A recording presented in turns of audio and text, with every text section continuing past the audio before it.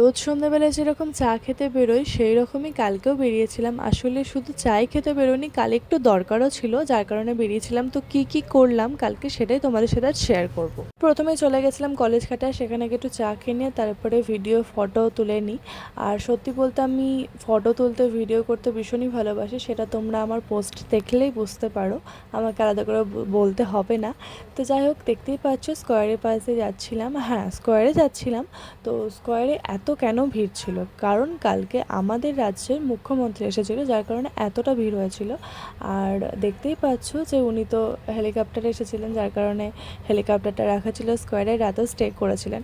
তো যাই হোক, আমরা তো স্কোয়ারে যাই, তো স্কোয়ারে গেছিলাম। আর এত ভিড় ছিল কাল, একদম আলোয় আলো চারিদিকে।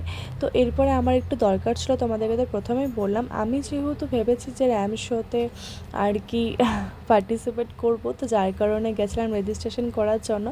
জানি না কতটা কি পারবো, বাট পারি আর না পারি চেষ্টা তো করাই যায়। তো এই ছিল ভিডিও। Tata, bye bye.